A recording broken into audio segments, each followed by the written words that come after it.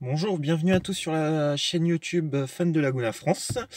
Donc pour certains me connaissent, donc je me présente, je suis Michael Sevestre, un grand passionné de la Renault Laguna, j'en possède déjà 3. Donc du coup aujourd'hui je vais vous faire un petit tutoriel, enfin ce qu'on peut appeler un petit tutoriel plutôt, on va dire un cache-misère pour ceux qui connaissent les tableaux de bord de Laguna. Laguna 1 phase 2 surtout, les tableaux de bord en fait souffrent de la peinture qui s'écaille. Donc aujourd'hui c'est ce qu'on va essayer de voir tous ensemble, donc c'est-à-dire un petit peu les étapes. Quel produit je peux vous conseiller? Moi j'utilise aujourd'hui un produit qui marche pas trop mal. Je l'ai déjà fait sur mes 2 autres Laguna. Ça a fonctionné pas trop mal. Donc je vais essayer de vous présenter ça aujourd'hui, de vous faire un petit tutoriel. Je vais essayer d'être le plus clair possible. Les explications, tout ça, je vous garantis pas que je suis le meilleur youtubeur du monde, mais je vais essayer de faire de mon mieux pour qu'aujourd'hui nous puissions voir sur cette première vidéo de la chaîne du groupe, donc en relation avec le groupe Facebook Fan de Laguna France. Donc je vais essayer vraiment de faire de mon mieux pour vous expliquer tout ça, pour qu'on voie ensemble comment procéder. Donc mon but aujourd'hui en fait c'est vraiment de refaire en fait les parties que vous voyez ici qui sont complètement écaillées, enfin complètement bouffées par le temps tout simplement. Donc bon ça le joint c'est bien connu. Et maladie, maladie, maladie. Hein. Elles souffrent nos mémères, donc voilà. Donc moi c'est vraiment refaire cette partie là en fait, vous montrer comment je vais procéder pour refaire ça. Donc déjà, dans un premier temps, ça va être déjà de déposer la casquette. Donc bon, pour ça, la casquette, vous tirez dessus. Voilà, elle se retire, elle est juste clipsée. Il n'y a vraiment rien de très important. Ce que je peux vous conseiller aussi, c'est de retirer l'afficheur d'heure, enfin l'horloge plutôt, si on peut dire ça.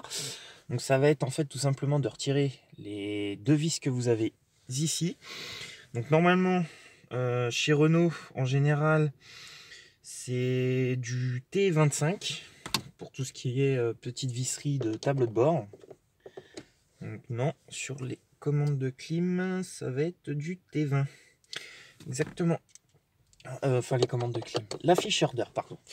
Donc voilà, donc là en fait, ouais, c'est ça. Pour l'afficheur d'heure, c'est du T20. Donc voilà. Donc bien sûr, faites attention de ne pas paumer les petites vis. Donc ce que je vous conseille, c'est d'utiliser le cendrier qui est prévu à cet effet en fait, tout simplement pour y mettre les petites vis.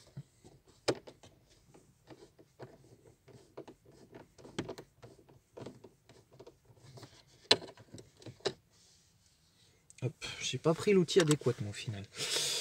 Donc voilà, donc ensuite vous retirez ça. Donc derrière, comment c'est magouillé? Donc en fait vous avez des languettes que vous avez ici, donc vous avez juste à la tirer un petit peu vers vous. Oui, c'est ça. Vous la tirez, tac, et vous poussez. Hop, et voilà. Et le connecteur en fait sort.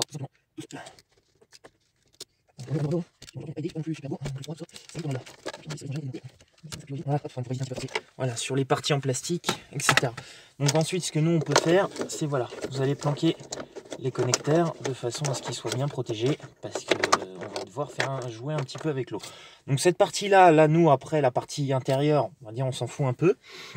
Donc ensuite, moi, à l'aide d'un spray, simplement d'une bombe remplie de flotte. Donc je vais vaporiser un petit peu, voilà, mon tableau de bord, histoire de le nettoyer vraiment le mieux possible. Donc après, bon voilà, faut que ça reste aussi léger. Hein, on est vraiment là juste pour faire, pas de la finition, mais juste vraiment histoire de dire qu'on nettoie. Hop, voilà. Tac, tac, tac, tac. Voilà. Donc c'est vraiment juste en fait refaire vraiment cette partie abîmée. Hein. Donc ensuite, ce que vous pouvez faire aussi, si vous le souhaitez bien sûr, c'est de retirer les tweeters. Donc pour retirer les tweeters qui sont aux extrémités du véhicule, donc on en a une là, on en a une de l'autre côté que vous ne voyez pas. Donc ensuite, donc pour ça, vous prenez un petit tournevis plat, tac, vous les sortez tout simplement. Hop, vous appuyez sur la petite languette et boum, l'embout est tombé. Voilà, donc en fait vous avez une petite languette, enfin la prise est équipée d'une languette qui vient s'insérer dedans. Voilà, donc une fois les tweeters enlevés, donc vous planquez bien les fils, voilà, de chaque côté. Hop. Vous pouvez aussi retirer les grilles d'aération. Donc pour retirer les grilles d'aération, pareil, à l'aide d'un embout plat ou d'un tournevis plat, vous venez appuyer, mais légèrement bien sûr, sur la partie en plastique de la grille. Voilà, donc faites gaffe de ne pas appuyer sur l'autre partie, parce que vous risquez de marquer le tableau de bord. Donc vous mettez un petit coup de l'autre côté aussi, histoire de dire...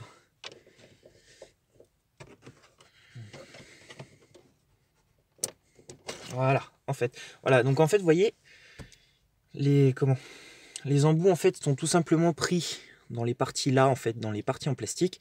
Donc ça, en fait, c'est pour les bloquer, c'est pris avec des œillets métalliques. Vous voyez, là, j'ai fait une petite marque sur mon tableau de bord. Bon, c'est grave. Pour moi, c'est pas très important. Après, si vous êtes méticuleux, faites attention. On va pas tout moi, j'ai malheureusement pas pris de l'outil pour faire ça. Voilà, je vais éviter, j'ai machin le petit œillet métallique qui séparé. Voilà, après, c'est vraiment à vous de faire attention. Moi, donc, je suis un peu ça à la méthode petit coup de quoi. Voilà, donc, en fait, ah oui, d'accord, ça, j'ai été donc voilà, donc une fois que vous avez retiré les grilles de ventilation, donc déjà on va déjà pouvoir travailler sur une surface un petit peu plus dégagée. Donc en fait, donc une fois que vous avez dégagé toutes les parties, ce que on va pouvoir faire, si mon scotch le veut bien, voilà, en fait c'est de protéger les parties du véhicule qui ne sont pas touchés par le souci. Donc là, dans mon cas, protéger l'afficheur de clim. Voilà. Tac. Il faut vraiment en fait protéger les parties qui n'ont pas lieu d'être exposées.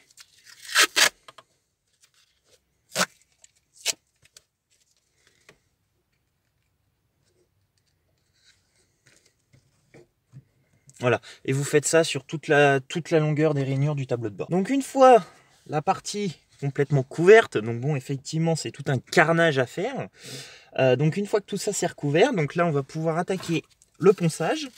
Donc moi, pour le ponçage, je vous conseille du 120.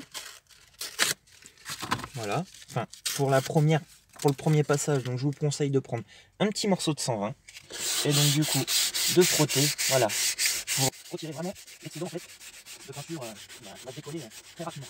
Voilà. Le but étant aussi peut-être d'essayer de mettre le tableau de bord à nu, retirer vraiment le maximum du gros de la peinture.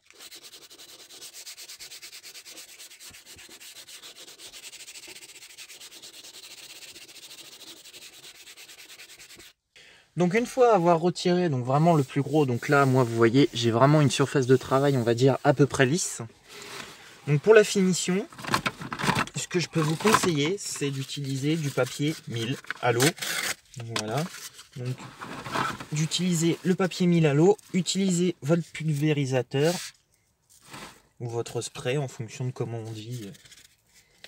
Et donc du coup voilà, de refaire un petit coup sur les parties acryliques.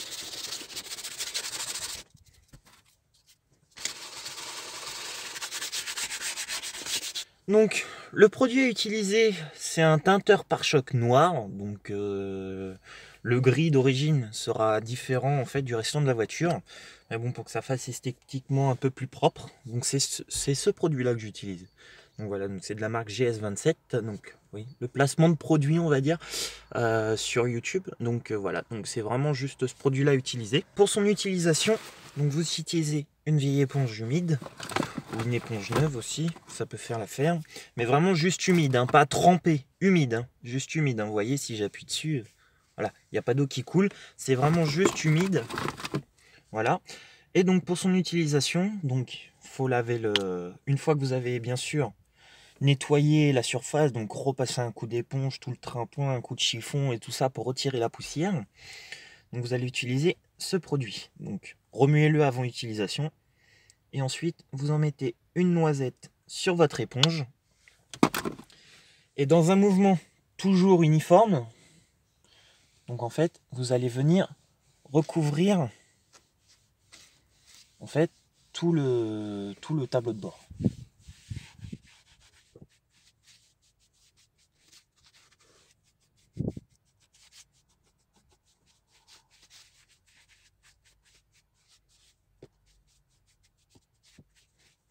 pas avec bien sûr.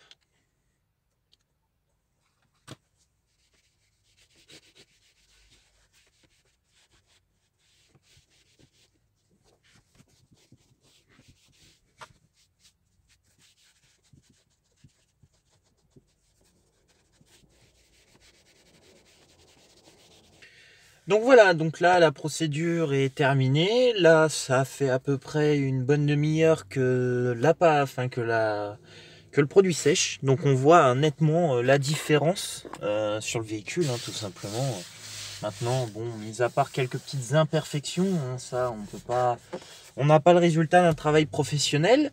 Mais je pense que le travail reste assez satisfaisant. Bon, il y a une petite différence de teinte. Au niveau du restant du véhicule, bon, ça c'est les choses qu'on ne peut pas prévoir, mais ça évite tout simplement d'avoir un tableau de bord déjà tout moche et tout dégueulasse, quoi. Donc voilà, donc en tout cas, voilà, la procédure est faite. Maintenant, il faut attendre 24 heures, histoire que les traits s'estompent un petit peu. Donc voilà, donc j'espère que cette vidéo vous aura plu. Moi en tout cas, ça m'a fait très plaisir de vous faire cette petite vidéo, pas ce petit tutoriel plutôt. Cette petite vidéo, en tout cas, voilà, moi j'espère que ça va pouvoir aider d'autres personnes qui ont des tableaux de bord tout moches. Donc voilà, moi en tout cas, je vous souhaite bon courage pour faire cette manipulation-là. Et je vous dis à très bientôt sur cette chaîne YouTube. Tchuss tout le monde.